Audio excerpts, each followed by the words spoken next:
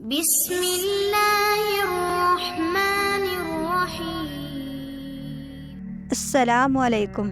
اللہ کی قدرت، زمین اور اس کی پیداوار۔ اللہ تعالیٰ نے اتنی بڑی زمین کو انسانوں کے بسنے کے لیے بنایا اور اس پر بھاری پہاڑوں کھڑا کر کے ہلنے سے محفوظ کر دیا۔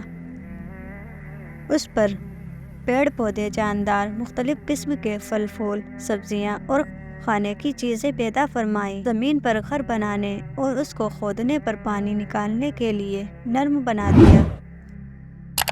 اللہ ہی نے زمین کو ہمارے چلنے پھرنے اور ضرورتوں کو پورا کرنے کے قابل بنایا۔ اس میں سے رنگ برنگے پھل، مختلف قسم کی سبزیاں، میوے اور غلے اگائے۔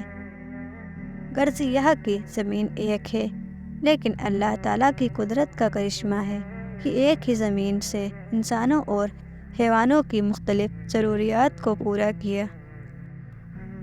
اللہ کی قدرت بابرکت نظام۔ اللہ تعالیٰ کا کتنا اچھا انتظام ہے کہ دنیا میں جو چیزیں بہت زیادہ استعمال ہوتی ہیں ان کو بہت زیادہ عام کر دیا ہے، جیسے ہوا، پانی وغیرہ۔ اگر ہم کھائے جانے والے جانوروں میں سے بکرے پر غور کریں تو ہم دیکھتے ہیں کہ دنیا میں روزانہ لاکھوں کی تعداد میں اور بقرہ عید کے دنوں میں اربوں کی تعداد میں بکرے ذبح کیے جاتے ہیں، لیکن کبھی یہ بات سامنے نہیں آتی کہ بکرے کی نسل میں کمی ہو گئی، کیونکہ اللہ تعالیٰ زیادہ استعمال ہونے والی چیزوں میں برکت عطا فرماتا ہے۔ اللہ کی قدرت، بارش میں قدرتی نظام۔ اللہ تعالیٰ بادلوں کے ذریعے اتنی بلندی سے بارش برساتا ہے کہ اگر وہ اپنی رفتار میں سے زمین پر گرتی تو زمین میں بڑے بڑے گڈھے ہو جاتے اور تمام جاندار، حیوانات، پیڑ پودے، کھیتی باڑی سب فنا ہو جاتے۔ لیکن اللہ تعالیٰ نے فضا میں اپنی قدرت سے اتنی رکاوٹیں کھڑی کر دی ہیں کہ تیز رفتار بارش گزر کر جب زمین پر آتی ہے تو انتہائی دھیمی ہو جاتی ہے، جس سے دنیا کی تمام چیزیں تباہ و برباد ہونے سے محفوظ ہو جاتی ہیں۔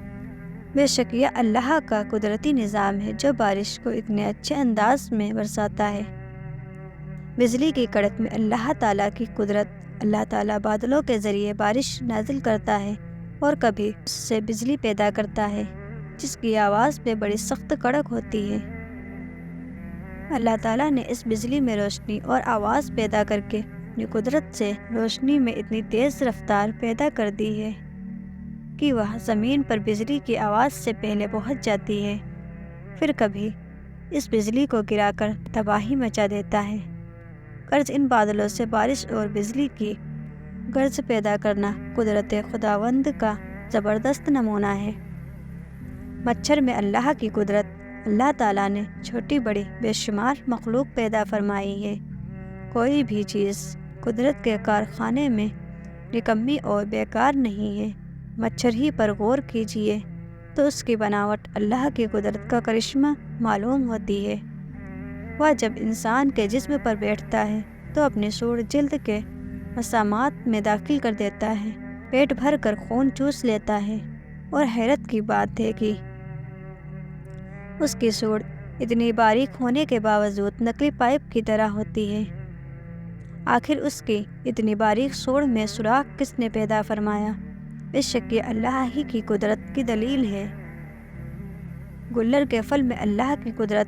اللہ تعالیٰ نے دنیا میں ہزاروں قسم کے پھل پیدا کیے، لیکن گلر کے پھل میں اللہ تعالیٰ نے اپنی قدرت کا اس طرح اظہار فرمایا کہ جب گلر کا پھل پک جاتا ہے تو اس کو توڑنے پر بہت سے کیڑے نکلتے ہیں جو اپنے پروں کے ذریعے اڑ کر غائب ہو جاتے ہیں۔